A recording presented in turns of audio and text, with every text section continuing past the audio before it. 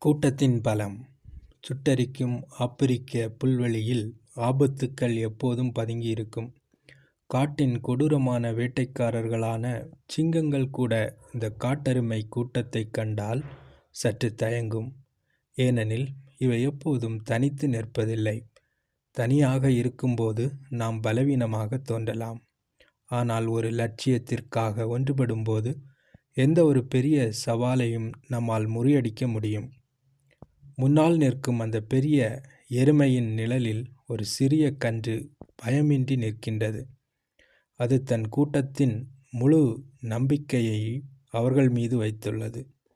வாழ்வில் நமக்கு முன்னால் செல்லும் அனுபவமிக்கவர்களின் வழிகாட்டுதலை பின்பற்றுவதும் அவர்களைப் போன்ற உறுதியான பலத்தை பெற்றுக்கொள்வதும் நம் வெற்றியை எளிதாக்கும். சிங்கங்களை எதிர்த்து தாக்கும் ஒரே குணம் இந்த விலங்குகளுக்கு உண்டு.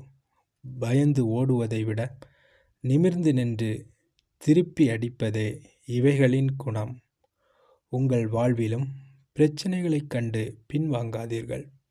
சிங்கம் போல் வரும் சவால்களையும் எருமையின் துணிச்சலோடு நேருக்கு நேர் எதிர்கொள்ளுங்கள். நீங்கள் ஒன்றுபட்டால் வெல்ல முடியாதது எதுவுமே இல்லை. இந்த கதை உங்களுக்கு பிடித்திருந்தால் அடுத்து நான் என்ன செய்யலாம் என்று சிந்தியுங்கள். நாம் ஒன்றாக இருக்கும் வரை எவராலும் எதுவும் ஒன்றும் செய்துவிட முடியாது.